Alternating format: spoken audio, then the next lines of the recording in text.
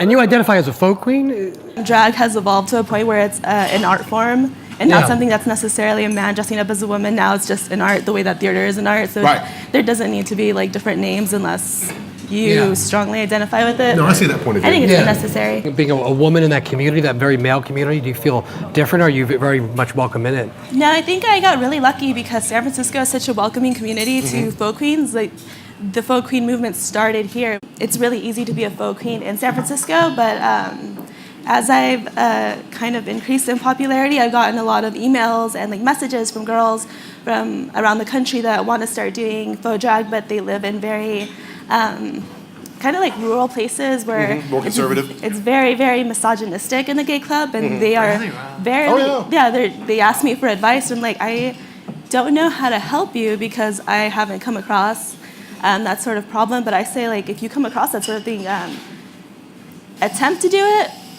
But if it's not going to be safe for you to do it, then I would I have hold some off. friends there to back you up and be there with you. Have your people, but do it. It's so odd to think because I've been here for so long. I'm just used to like everything under the planet can do drag, whatever they decide to dress up. You need to put up there and you clap for them and all that. The advice that I usually give to those girls is, you are a human female that was born a human female. And don't let a man tell you that you cannot be a woman, but he can. That doesn't make sense to me. So I'm starting to get booked around the country. So I think that's definitely like the goal is to try to travel and like do art forever. Yes. There's some numbers that I know I can't take on the road. Like when I was at the Stud 2 weeks ago, literally screaming for 2 minutes straight on stage. They were living for it at the Stud, but I know like this isn't a thing that's going to be able to travel. And just like, it's going to be, I have to do a Britney number here, I know it. I think there's a huge difference between what people think drag is based on what they see on Drag Race and then what it really is. And I think they're kind of starting to bridge that gap. I think that's what they were attempting to do when they did Untucked on YouTube as opposed to like a scripted television show. Right. Which I think it got kind of more boring because you're watching a TV show, you want to see drama, you want to see TV. It's TV, it's scripted, you know it's not real. Right. Well, some people you know, now it seems like you're just in the back like hanging out with drag queens and it's kind of boring and you're like, this is exactly what it's like. Yeah, exactly. Don't romanticize it. Yeah, exactly. We're all in the back just sighing until we go on. Yeah, just drinking your drink. Just drinking your drink. Throwing some shade. Yeah. Is your motivation the makeup, or is it performing, or is it a different persona, or what's really driving you? I think it's all of the above, definitely. I think having a different persona, like, definitely motivated that. I think it's important as a drag personality to have the difference because you need to turn off at some point. Yeah. You definitely use a lot of your energy and a lot of your resources, your physical resources doing this.